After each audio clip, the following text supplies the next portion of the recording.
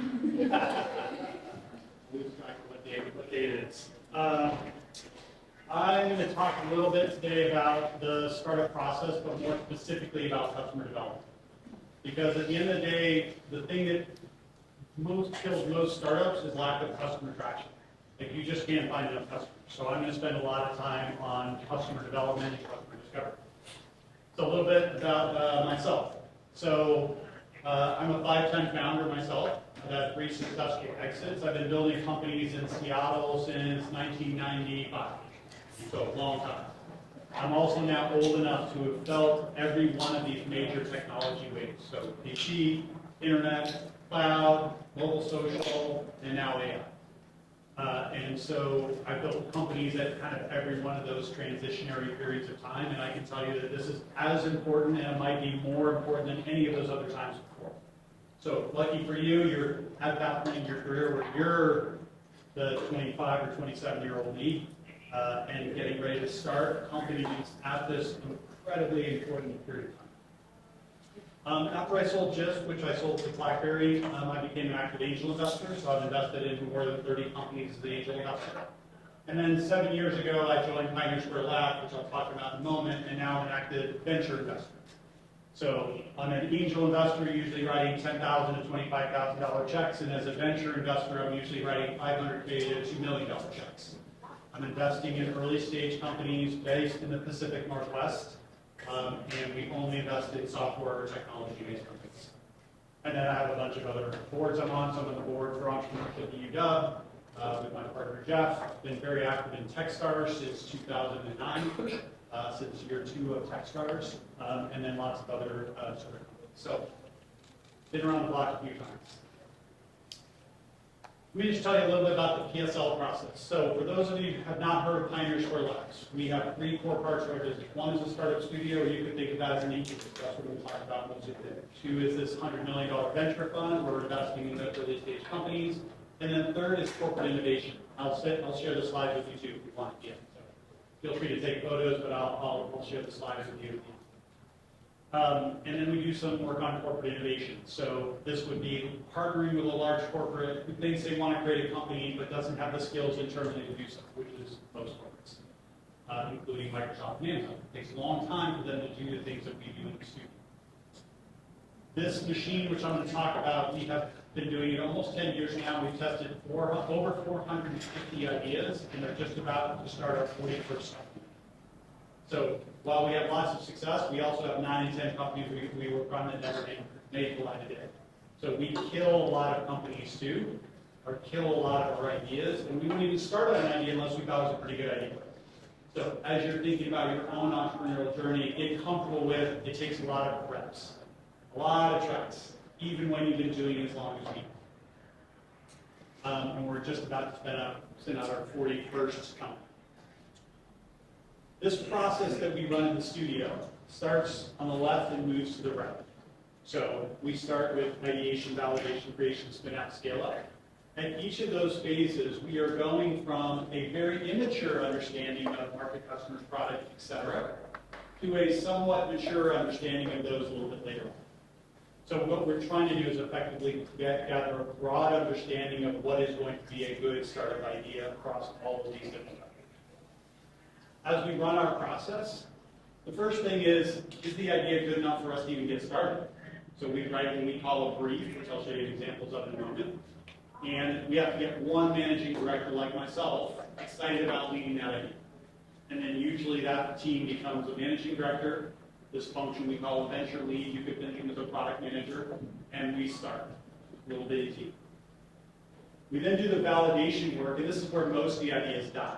I'll talk about why they die in a moment. But we get to the end of validation, and we've convinced ourselves that this is a venture scale idea, which means we think it can be worth $1 billion. That's a good fit for PSL, that has strong support across the managing director team, and now we need to find a CEO or an EIR, or entrepreneur resident. So this is the point when we move from validation to creation, is where the new sheriff is at. Right? Pablo is now the CEO or the EIR working on this idea. We are now running behind Pablo's vision. We are now gathering momentum around whatever Pablo thinks this idea should become. Then we get into the spin-out decision. At that point, we're like, okay, we're now going with that person with this idea as characterized by them. And we form the company, and then the next phase is actually external VC funding. So we have thousands of ideas here. We've done this about, I don't know, 460 times or so. About 50 some have entered here. 40 so far, but 41 is right there. 41 is coming out in another 2 weeks. And then I think about 37 or so are in scale-up. So we've done this a lot of times. And I just want to highlight kind of how our methodology and our thought process builds, and then I'll spend the rest of the time talking about the customers. And so I'll sort of talk about this in the broad sense, but then also how does it fit into what you might do. So when we have ideation, we've identified an ideal customer profile, or ICP for short. Who do we think we're going to sell this thing to? Then we go and find this ICP, and we have what we call VOC, or voice of customer calls. Call a lot of those people. Hey, we built this thing. Would you like it? Would you pay for it? Is it better than what you wanted? Is this a high priority problem for you, et cetera? That's what we call voice of customer. Hey, Tia, real quick. I couldn't really hear that well in the back. You have the mic, rather. Can't wave my arms around quite as much. So we go from ICP to voice of customer. That turns into customer demand. Great. You want to pay for it. You want to pay for it. You want to pay for it. That, once we spin it out, becomes traction. Now we actually have not interest, but really paying customers. And if we've done a good job, it becomes predictable revenue. Meaning how many leads we have to talk to become how many customers over what period of time. So this process we run a lot, and the majority of the ideas that die, we cannot find customer pull. Can't find enough customers who care about the idea we're talking about. Oh, by the way, I'm going to probably talk for about half an hour. And then we can have questions and answers about any of what I'm going to talk about, or entrepreneurial journey, or whatever is going to be most useful for you. The fastest we've ever done this process, from here, which is really when the clock starts ticking, to here, 6 weeks.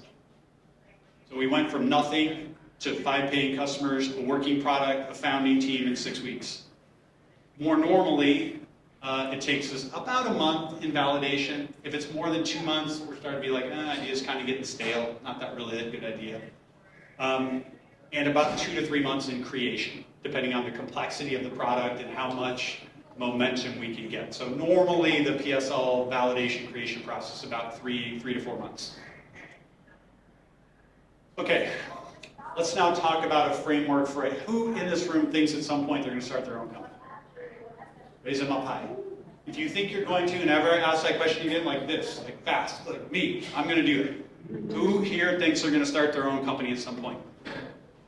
There you go. All right, good. Still. All right, we're going to try one more time. Like, right on up there. You. I mean, starting your own company, again, I've done 5 of them, is hard work.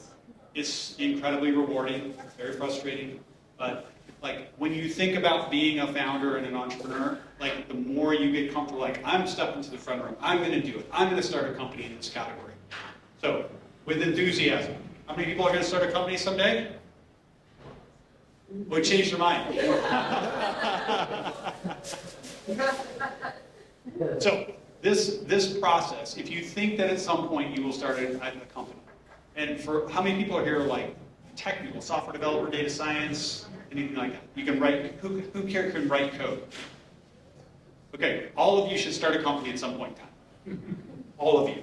Because now is the time for technical people to start companies. The tooling is so good now. All of you should think about starting companies. And the only reason you wouldn't is if for some reason you had some constraint that wouldn't let you do it, but you should be trying. Even if you never start a company. So I spent 3.5 years at Microsoft, I spent 3 years at BlackBerry. I started a lot of things inside of Microsoft. So the entrepreneurial function after my second company failed. Talk about the 3 successful ones, but 2 of them failed too. I started different projects and now products inside of Microsoft too. So this function will benefit you if you're doing anything intrapreneurial, as they say sometimes, doing things inside of a big company, or certainly entrepreneurial. Okay, this is known as the CVFD framework. So for any given idea, you can run this through the CVFB framework, which is basically customer, value prop, feature set, business model. So for technical students who want a different college experience, Northeastern offers, and we charge you this much money. That'd be an example of CVFB. Or people who want better access to all the books that they could have, and we have an online directory, next day delivery, and we charge you 10% more than the book costs. You can take almost any idea and do CVFB. Now, what's kind of fun about this little rubric also is CV is basically marketing. For this customer who wants this thing, that's what marketing is. Right? Go to a website and says, do you want this thing? That's marketing. If you think about V and F, anybody who's a product manager in here? Product managers? We're really exercise. Get one product manager. For people who are product managers or program managers, anybody who's going to build product, the relationship to how you're going to create value is how you should think about what features you're going to build. Prioritize your features based on how the customer's going to see value. If you think about V over B, anybody got a guess on that one? ROI. This is how the customer is going to see value, and this is how we're going to capture value. It's basically, if they think it's worth $100 a month, then you should be able to charge them $30. If they don't want to pay $30, then you're saying, wait, I thought it was going to give you $100 a month. It's 3x ROI. Why wouldn't you pay me that? And if you think about this, F and B, pricing and packaging. Anybody build like feature, feature, feature, price point, price point, price point? Everybody's seen like a million three-tier pricings for B2B SaaS companies. You think about the features and the business model, that's pricing page. So this very simple CVFB can be adapted and utilized in many other ways. C against B is, does the customer want to pay in the way that you want to charge? Consumption pricing, per seat pricing, per site pricing, per whatever way pricing. So sometimes it's totally fine that you're going to create value and you're going to capture value, but the customer does not want to pay in the way you want to charge. So they want to pay you on consumption or success, but you want to charge them on per seat or whatever. So this little simple model is something that I would highly recommend. And if you ever want to work with me, walk in the door and say, hey, Tia, I like your talk. I'd love to work with you on a project. I'm great. Go to CVFB, send me a Google Doc. And if you think about now narrowing on every axis, this is one customer with a one value prop, with a minimum viable product, with one amount of money they're willing to pay for, or what I call the minimum viable company. So that was, I wrote that in 2012. Used this a lot of times. We've evolved this just a little bit, but I still call it CVFB, which is basically the ideal customer profile, a quantified value prop, like how do you measure value, the minimum viable product, which I assume most of you have heard of it, and pricing and packaging. But it's the same basic idea. So we use this all the time when we come up with new ideas and create CVFB. From CVFB, the next thing would be ideal customer profile, which we'll get to now. Another way you can use this is, and you guys are also like young, but you're all kids. Like at some point, like anybody ever do Mad Libs in here? Does anyone know what Mad Libs are? I recommend you go as a fun thing, especially if you're like driving around with anybody in a car. These are like a little book, and they'll have a paragraph which I'll show you, and you fill in different words like adjective, noun, verb, and then it makes a funny story. So you could do this as effectively an elevator pitch.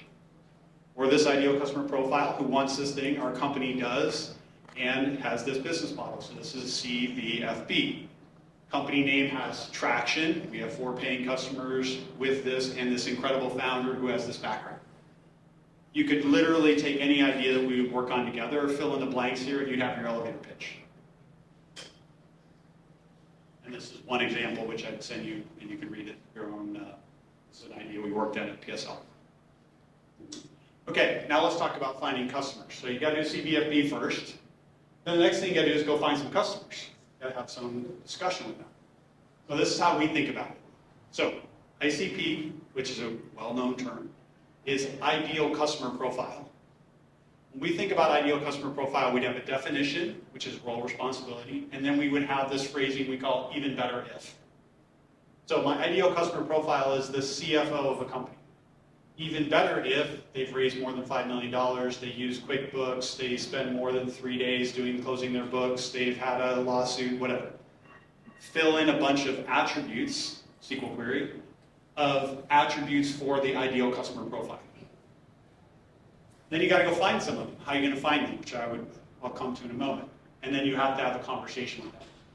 So you're the CFO of a mid-market company, right? So take you longer than 3 days to close your books. Wouldn't it be awesome if we could do this in 1 hour, not 3 days? That type of thing. And what are you doing today? How is it working today? And if I could solve that for you, would you want to pay me some money? This is what we would call VOC script. I got you on the phone. If you're one of my ICPs, what am I going to say to you? What questions am I going to get answers to? Then you go have these voice of customer calls, and then you start learning from that voice of customer call. Yeah, I talked to all of you who are all CFOs. You really love my product. You didn't like my product. You kind of like my product. What's the difference between those? It's basic like mental machine learning. So the VOCs start to tell you what are the attributes of the people who like your thing versus don't like your thing. Because they all start off looking the same. What you're really looking for is, it's really interesting that it's the people who take more than 5 days to close their books that really like me, and if they're under 3 days, they don't seem to care. Maybe a random idea. Once you understand those attributes, you start again. And we run this on a weekly process at PSL. We are trying to do between 5 and 10 VOCs every single week for every project that we're working on. And if we can get to 30 to 50 VOCs, we'll usually end up with about 10% of those turning into early adopter customers or EACs. So when we're doing our customer discovery process, we're running this circular top loop, and slowly but surely, like a couple of people fall into the bottom. And what we're really looking for, the quality of our ideas, is volume. How many of these did I do? Velocity. How quickly did people engage with me? How quickly did they move through this? And consistency.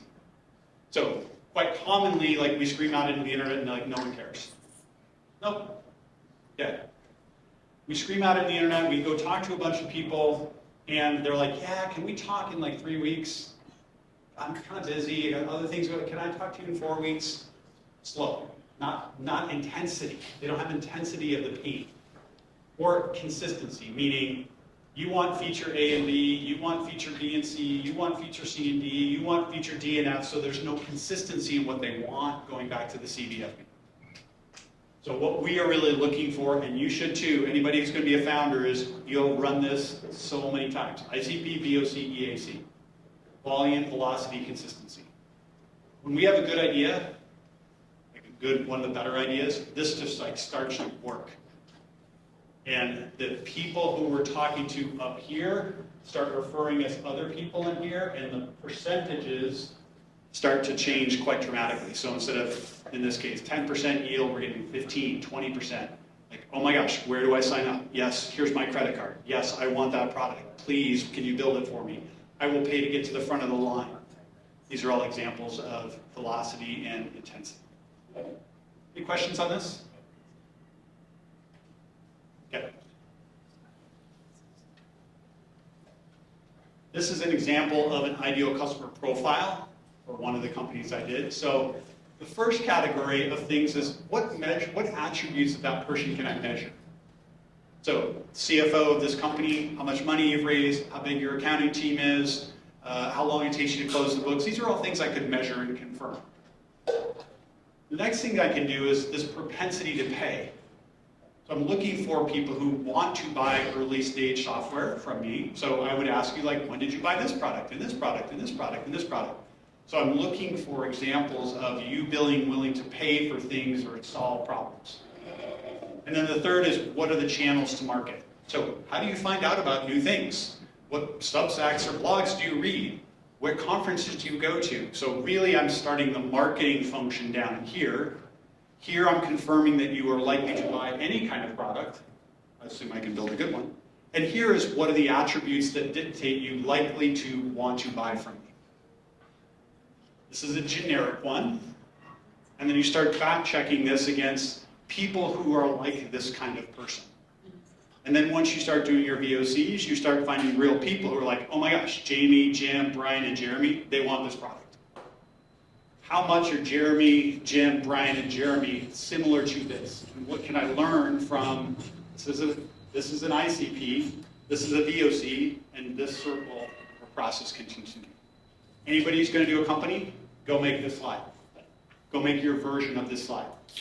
Once a week, every Friday, review how many calls did I have? If I had to stack rank my calls into most likely to buy and least likely to buy, how would I do that?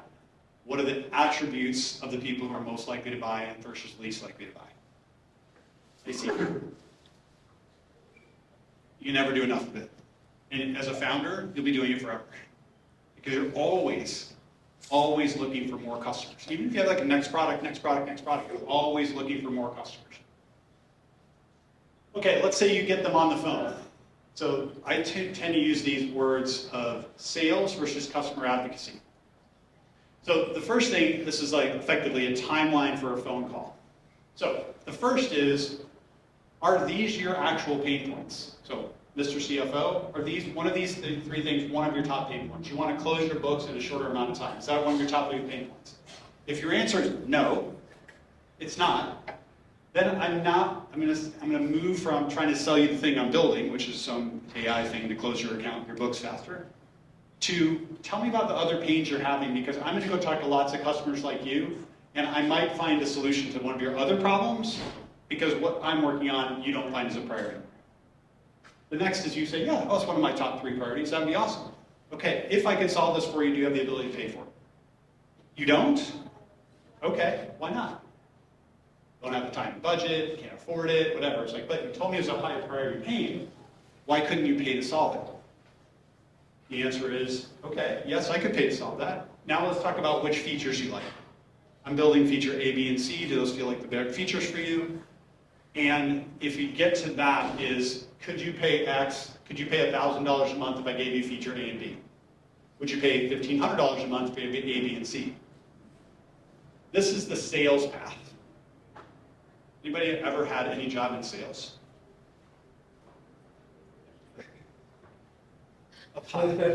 Any job in sales? Yes. So sales is part of being a founder too. You sell all day long. You sell to customers, you sell to investors, you sell to other people that join your team. Sales is a function of being a founder. And when you start your company, you'll be in founder-led sales for a while, and you'll probably be in founder-led sales forever. Sales. The bottom of this is what I call customer advocacy. So this is like sales, and really I want to move you to be an early adopter customer. But most people you're going to talk to won't end up getting to the end. But what you want to do is build a good relationship with them. So, hey, I heard this is one of your pains. If I could solve other ones, I'll send you back solutions for that. You tell me about budget. You tell me not feature A, B, and C, but D, E, and F. Or if you don't want to pay X for it, could you pay something else? What would you pay for it? So all of this is learning. And if you build a good relationship with people who are not your EACs, early adopter customers, they oftentimes will tell you about other people. Because you're not trying to jam them, force them into a thing they're not going to buy anyway. But if you basically look out for other solutions, and let's say that I talked to you this week, and then 2 weeks from now, you told me that like, the bigger problem I have is regulatory compliance or setting up new entities. I'm like, okay, interesting. I'm not going to go try and solve that problem, but when I find other customers who I'm talking to, I might say, hey, I found another solution for that. Is that something you've tried? Is that something that's useful? So you're building a collection of customers, and oftentimes the ones who pass on the first level will introduce you to five others. Customer advocacy versus sales. Okay, let's assume you've done somewhere between 10 and 20 of these kind of calls. You want to get a little bit of scale. So I'm starting to get like lots of yeses. I want to get some scale. So you can turn all that voice of customer script into a survey. And you can start driving people into the survey. In fact, before they even get a call with you, you can help them fill out the survey. And the survey allows you to collect and schematize a lot of the data. And this survey is a little bit of a speed bump. Meaning some people are like, well, I just want to talk to you. You're like, no, go fill out my survey first. And people say, screw you, I'm not filling out your survey. Like, I'm busy. I'm like, okay, then I'll get to you later. Because the other people are going to fill out the survey, they're going to tell me more data, I'm going to figure out whether I'm going to waste their time or they're going to waste mine. When I did Gist, which is one of the companies on the list at the beginning, by the time we launched the product, I was going to guess how many people had filled out the survey. 10. Okay, keep going. How many? Keep going. Over 6,000. Right? Somehow we struck a nerve. Somehow what we were saying in the CVFB, people were like, ooh, I want that. Like, I want that so much, I'm willing to fill out your survey. And oh, by the way, the survey was not short. So every time they were filling out the survey, what we started to learn was more about them. So we started to put people into different cohorts, the people who would make most like their product and kind of like Matt, kind of like our product, and others. So the survey told us that A, there were a lot of people who wanted to solve this problem. They told us about solutions they were already trying to solve this problem. They told us about what they might like to pay for solving this problem. They told us about other people they know who try to solve the problem too. So the survey gets you lots of scale. This is going back to the volume, velocity, consistency. By pushing people into a survey, you force consistency, you force an answer to that question, and you're testing on volume. You're testing on market. So sometimes we will do these surveys as well. Here's a good sample question. So this would be in the spirit of a survey of how do you find out about new products? So, blogs, Twitter, conferences, whatever. Now let's say that you were the CFO and you were saying, yes, I really want to solve this problem. And I ask you this question with the specifics in it, and you're like, never heard of it. You check all these boxes like, never heard of this conference, never heard of this blog, never heard of this person on Twitter who's like the CFO whisperer person. What does that tell you about the customer? Not working very hard to solve it, or not very well connected. Or somebody who's check it out occasionally, read it religiously, go to this conference, never heard of it. That's a person that really cares about new solutions in this category. And usually there's another one down here at the bottom, which is other, which then starts to say, you told me about a Substack I've never heard of before that you think is really awesome, like awesome CFO software thing. Like, okay, then I just put that back in the survey next week and rinse and repeat, where we're basically figuring out where are all of the people who are smart about the category, where are they hanging out? This is the beginning of marketing, or sort of works on that CVFB. Okay, moving to capturing a little bit of this data. So we run basically the light level CRM, customer relationship management, for those who don't know that. We run this all in Google Sheets. Rows are names of customers, columns are attributes. Very easy to move them around, very easy to add more of them, very easy to change them from a number to something else, so you can start to sort. So flexibility is good. You really want to capture the right things to think about lead scoring. And for those people, because only one person or two people are in sales, lead scoring is basically, if I had to score, 10 is like someone who always buys, like that person's going to buy my product. Or probably not, 2, no. So think about the attributes of what would be the 10s versus the 6s versus the 4s versus the 2. So lead, sales lead scoring is an important mental model. We restack this every week. Every Friday, for all of our projects, we would look and reread the CVFB. We reread the ICP. We talk about what we've done from VOC, and then we redo it all over again. In the best cases, like, they don't really change. They just keep staying the same, just adding more and more and more of that. It looks something like this. So, names of customers, different attributes, some things we can ask, some things we're just cataloging. You're starting to feel like, oh, these people who are greater than 500, they seem to be the ones who are really much more interested versus people who don't have these other attributes. Again, every week you may have different attributes. Every week you may reorder the list in order to get to who are my early adopter customers. And then developing this lead scoring methodology. Okay, this is what I call the cocktail party challenge. If you've done this well, let's say this is an entire room of CFOs.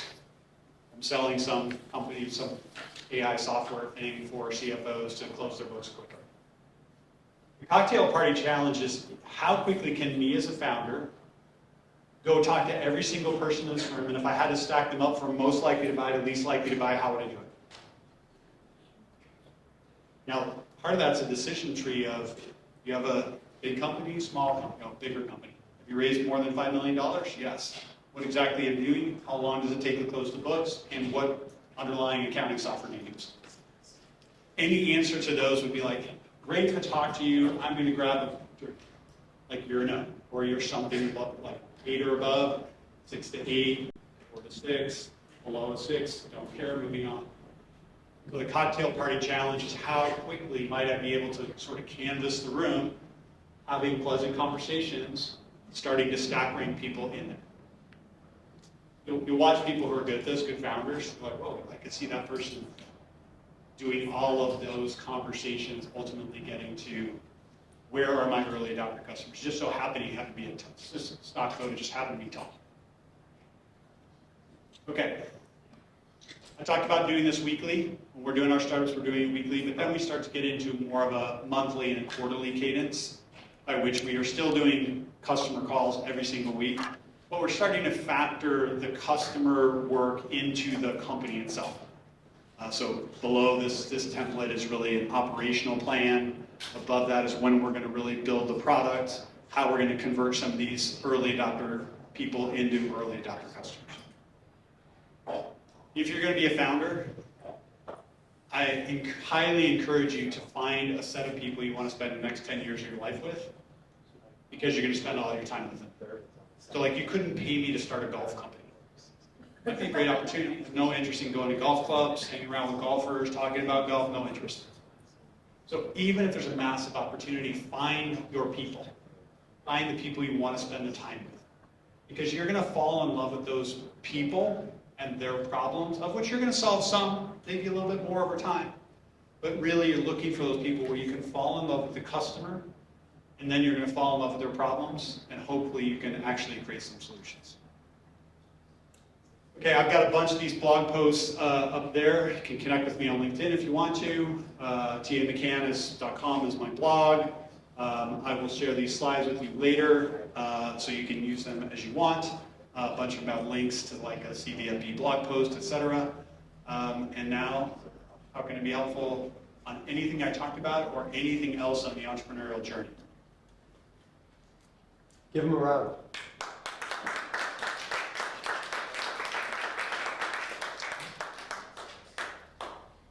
Yes. Tell me your name when you. My name is Jenny. Hey, Jenny. And I have a background in Ah. that's why I can recommend. So you mentioned that like CFO wants to go for I'm just picking a random idea. yeah, I think that's very helpful story, especially like when you're trying to sell something, which is simple, you know. So they care about like not only the timeliness, also the quality of the accounting service. I think right now, because we have a lot of AI tools, so my question now is like, what do you think of AI? Like, how does AI change the way of sales for you, right? Especially in finding and maintaining clients? Yeah, so AI is changing every functional area of every single company. It's kind of exciting, kind of overwhelming, but kind of exciting. It's changing the way we build products, the way we design products, the way we sell products, the way we account for products, the way we hire people. And at PSL, we've taken effectively every functional area and either are building a company in that category or trying to leverage them. So on the finding customers component, we have a process internally where we take every single project that we have. So we've aggregated all of our contacts into a thing that we call a contacts database. It's now 75,000 contacts, basically all of them, everyone we know on LinkedIn. We have now put them all there. We've enriched them by searching for other data. And every time we have a brand new idea, we type in the ideal customer profile, and it tells us somewhere between 10 and 40 people we already know. And we've generated an outbound message just like, hey, Jenny, remember me, TA over here at PSL, we're working on a new cool idea around this thing. Here's a quick summary of what it is. On a scale of 1 to 10, how likely would you want to engage on this product? We can now do that in less than 24 hours of coming up with the idea against people we know. Then the next phase is, let's say that's the people we know, and from there they start to give us more of these attributes. We use a product called Exa, we use a product called Tarka, we use a product called Apollo, we use a product called ZoomInfo. These are all databases, effectively, of more potential customers. Do the same thing again. And then once we're past that, if we're still getting resonance, then usually the next order is some of those people are starting to refer us to others. And then once we've done that, so we're still moving on the idea, then we will move to landing page, top of funnel, demand gen type of things like marketing, effectively. And those are the three phases of how we go find customers. But AI is assisting in all three of them. Again, tools we've built or tools that we are leveraging. And I mean, it's getting quite exciting because it's going so fast. Like, we can validate or invalidate an idea. We can find customer traction much more rapidly, and then bake that into what we're doing. We have one company that we built called Pico, and Pico is a self-learning AI. So you can take a business workflow, you can break it down into its specific tasks. From those tasks, you can ask Pico to automate those all, and where Pico needs, he can actually write his own skills, as a software developer would. So Pico can do lead enrichment, lead scoring, outbound messaging, taking all the call recordings and summarizing them, looking for buyer intent, and then rinse and repeat, do the same thing. So we built our own product to do that, and now you can buy that product too. Software development, I'm happy to show you some of them, but the go-to-market category is moving very quickly, but so is every other single category with a bunch of new vendors in that category. Thank you very much. Yep. Go ahead while I'm looking. Yeah, thank you. Thank you for your workshop. I have two questions. The first one is, so you talk a lot about customers. So we'll explore how to find the right customers as target. So what about the startup is like business to business? Is it more harder to find the potential customers because the target might be a company, not That's right. not Yeah. easier to find, yeah, not individual. And another question is, what is the life cycle of a startup? For example, I have a team, have ideas, build some of a project already, and think about become a company. How, like, is there any paperwork or some process I need to go through so it can be called a company, not like a project? And then what's the next step? So if there's some process I need to finish, and then I can name this project as a startup. Then what's the next step? How to raise funding, and what should as a team members to do to be able to move the project to a startup, and then to become bigger and bigger and keep developing. Yep. So let me spend you a little bit in reverse because it's a couple different questions in there. So one is, as you're thinking about an idea, and I would highly encourage all of you to be doing side projects. A new idea I have, we're going to hang out together, we're going to get together on Tuesdays, and we're going to start working on a thing, just to exercise this whole process. At some point, be like, do we want to go spend the next 5 or 10 years of our life doing this thing together? Yes, okay, we think so. Maybe you have lots of customer pull, as we call it, or customer demand. You know what to go build. You understand the competitive landscape reasonably well. Now you have this decision to say, am I going to try and venture fund this company? Or am I going to try and bootstrap this company with my own money and try to get it to cash flow positive? That's a choice. If you choose the venture fund side of it, then you're going to then think, okay, well, I may as well do what we call investors as validation. Don't start the company yet. Go start talking to some investors. Say, hey, I've done this company, this is what I built, this is what I think, this is what it's going to do, this is what the customers are saying. Hey, Mr. Investor, would you want to invest in something like that? And if so, why? Or if so, why not? You have at least three investors in the room.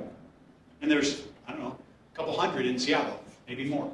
So your process now of finding ideal customers is like finding ideal investors.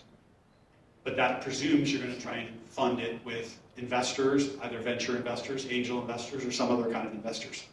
So that's an important decision point for you. If in fact you want to go do a venture scale company, venture software, then I would call one of the law firms in town and I would go form the company. Wilson Sonsini, DLA, Cooley, there's a bunch of them. They're out there, easy for us to connect to. Any of those, you're like, okay, now I have a company, not just a project. I have a company that now somebody could invest in, or a company that now some customer could pay you for solving their problem.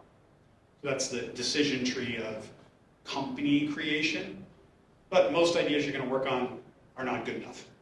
So get good at the projects. It's okay. Right? We worked on it for 3 months, couldn't find customer traction, killed. Next one, CVFB, tried again, killed. And that's okay, because you can kill those while they're projects without, other than emotionally, it's a little bit hard, but you get thicker skin on it.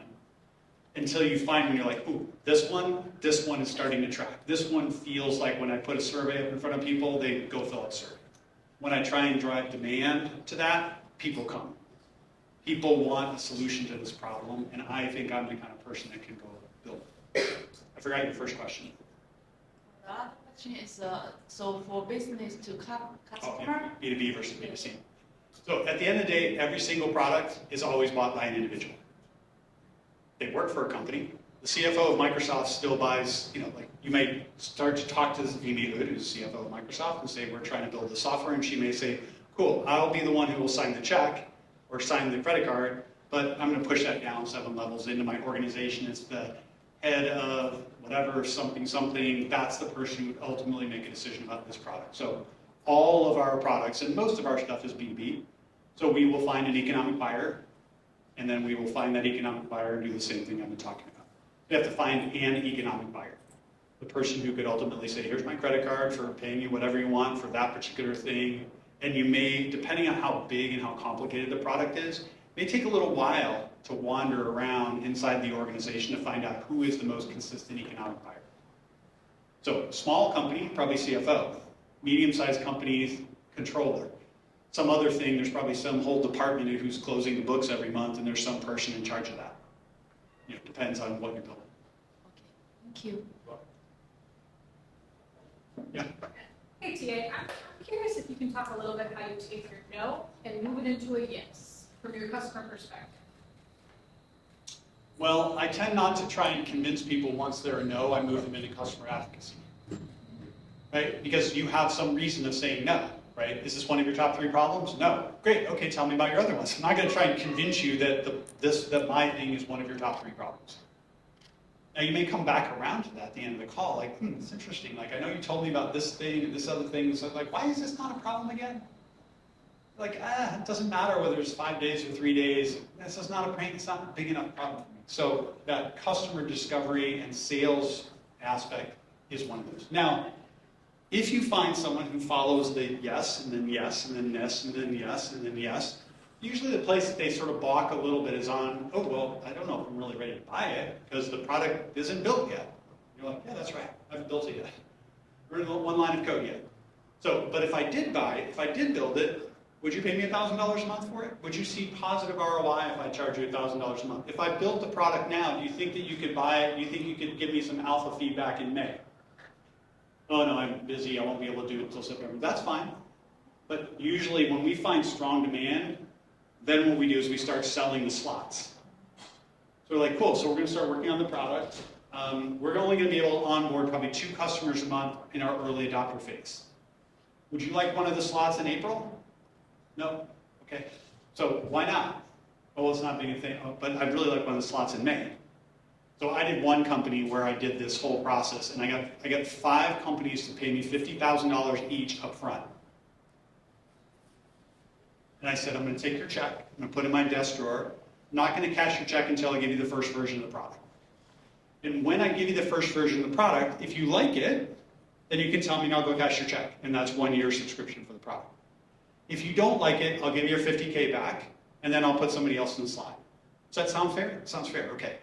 And in that particular case, that's like that 6,000 surveys, that's really showing customer demand. Because I then said, hey, for everybody who's not in the first 5 of those 5 slots, I don't know how long it's going to take me to get to you. My first version might be pretty bad. It might take me a long time to fix it. So whatever value I'm going to deliver for you on the first couple of months is value you're not going to get until maybe I get back to you some point in the time in the future. So you can sort of let time be your friend too. So those are some strategies of getting to yes. And it's fine. Like people are like, nah, okay, call me in 2026. You're like, okay. Like not an early adopter, doesn't care, not a big enough problem. Doesn't mean I never call, doesn't mean you'll never be a customer, but the better of our projects, people are like begging to be at the front of the line. Because the product is so clear, or the pain is so high, or the value that we're going to deliver is so high. And that's on all of us as founders to get to that. Yes?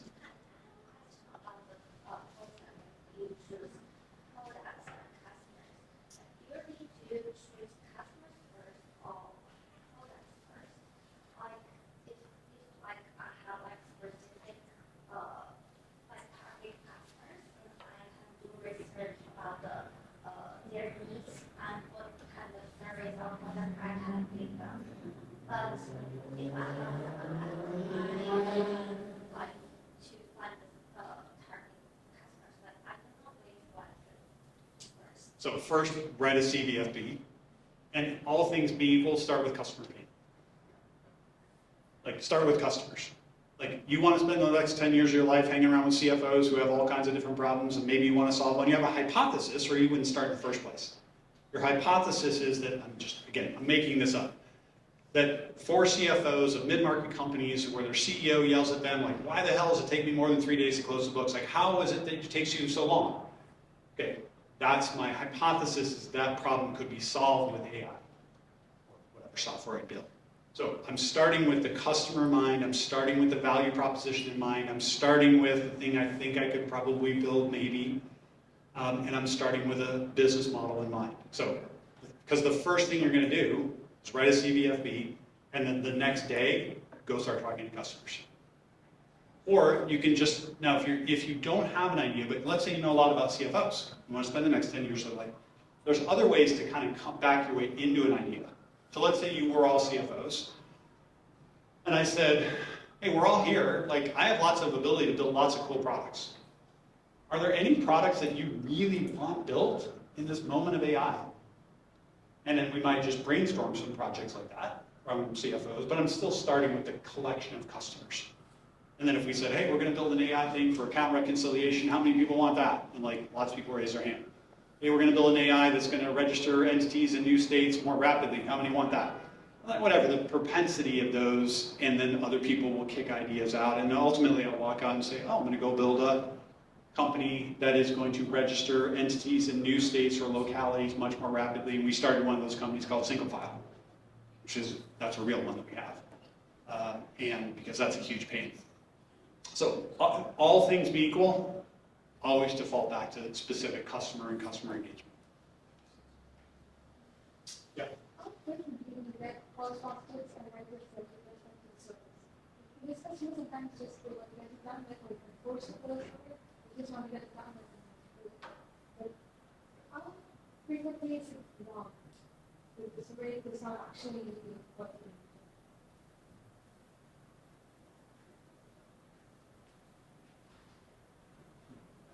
I think what is sometimes incorrect is how big the gap is from early adopter customers to the middle of the market.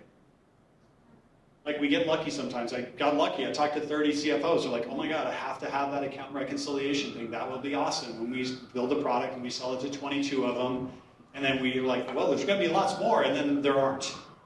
We're like, huh, that's weird. Like, would have thought that there were a lot more of them out there, but the gap between the early adopter customers and the middle adopter customers is bigger than we thought. Sometimes you solve for that by just grinding away at it, and slowly but surely they'll come. But every now and again, we pick things where the early adopter customers, that was all the customers, or the majority of them. So the business couldn't grow fast enough. If the business can't grow fast enough, it can't raise another round of funding, and if it doesn't have another round of funding, then it's dead. Done. Which is some of those ideas that happen along the way too. And get early adopters. That's where if you're concerned, like, talk to 10 of them. 7 of them really want it, but I'm concerned, like, how many more are out there? So I might do more top of funnel, meaning more marketing, more demand gen, more surveys, more trying to get more volume and trying to find more consistency in there. But I mean, it does happen. You know, you think you're onto something, and then the market doesn't, go. One smaller way that we tend to do this also is when we're building revenue models, we'll build it from, so you probably all seen, anybody who's done entrepreneurial stuff, like a lot of decks or presentations, which are like the total addressable market, the service addressable market, like TAM, SAM, SOM. No. We do bottoms up market sizing. So how many CFOs of how many companies will pay us $1,000 a month, and how many do we have to go get in order for this to be a big enough business? What do we need to believe about the way we're going to go get n number of customers? So we tend to be more bottoms up, which starts with that EAC and then building on top of that.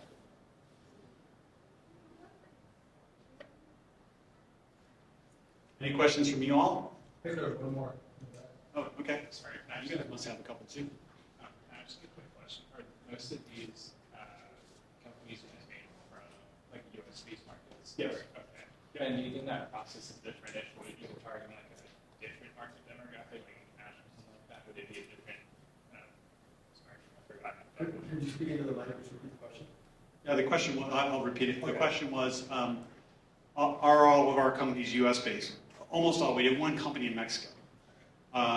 Would this process be any different if you're doing it in other markets? I don't think so.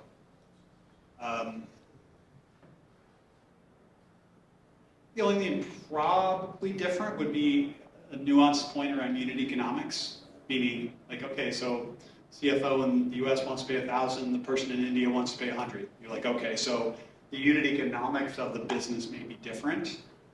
The competition might be different. Right, so we tend to start in the US and then maybe we end up growing outside the US. But if you're going to start the company in Singapore, the dynamics around the market and the dynamics around the competitive set, every now and again the regulatory set might be different, but the process I don't think would be any different market to market. At least I've not experienced that, but then again, I'm only doing US-based companies. So, anything for y'all? Yeah, I'll take a stab at it. A lot of people may be from a different country in this room. So what is emerging startup ecosystems that you're aware of outside the United States that somebody could focus on building a word move from the US? I know there's emerging ecosystems like India and Riyadh and other places. Yep. So we are one of at least 800 startup studios in the world. If you go look at the enhanced list, there's a studio like ours out of Dubai, and he put together this whole list. I mean, it's a global list of startup studios in Singapore and Dubai and Germany and England and Buenos Aires. I mean, pretty much every major city that I know of has some version of startup studio, incubator, accelerator, or something. We're part of a group called the Global Startup Studio Network, or GSSN for short.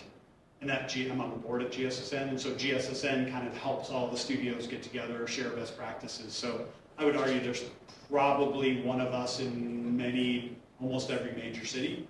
And if not, you could go start one, but I would just join one that is proximate to you. Oftentimes these startup studios also have a vertical focus. Like, I'm only doing fintech, I'm only doing manufacturing tech, I'm only doing consumer, I'm only doing health tech, whatever. Or they'll have a geographic focus. I'm only doing companies in Singapore because I know the Singapore government or otherwise, and I want these types of companies to be here. So there's lots of those happening in all over the world. And just look up Enhanced Studio if you're interested in what studios exist. PSL is probably, I'm sure we're in the top 10. I don't know if we're in the top 5. But I'm sure we're in the top 10 in terms of volume, amount of money raised, number of companies created. So I think, and most of the other studios you would talk to be like, oh yeah, I know TA, I know PSL, I know what they're doing. Because if you actually go and talk to lots of other studios and say, hey, tell me about your process, you're going to see that slide. You're going to see ideation, validation, creation. A, because we've been doing it a long time, and B, I spend a lot of time doing this type of a talk. And I tell a studio, if you guys were going to go start a studio tomorrow in Florida, it's like, why don't you just do that? Like, take that and then do it for 10 companies. And then once you're at your 10th company, then figure out like why that thing might be adapted for you differently. Atomic is down there. What's that? Atomic is down in Miami. Yeah. Venture studio. Yeah, there's all, now when you start to be very specific, so there's like accelerators and incubators are slightly different. There's every variety of venture and studio. Some are like studio venture, some are like venture studio. So there's a lot of different variety out there too. Some are doing lots of stuff where they build it and run it internally for a long time. Some are doing it like science is a good example of that. Like they'll build and run the companies and keep it internally for like a year and a half. They're a person like me would be the first CEO and they'll run it for a long period of time. They'll get it up to quite a lot of revenue and then maybe they go do something different. We have it like trying to get it out in the world faster with the CEO. So there's lots of different small variations in the overall model. Okay, I think we're at time, yeah? Yep, that's time. Let's give them a round.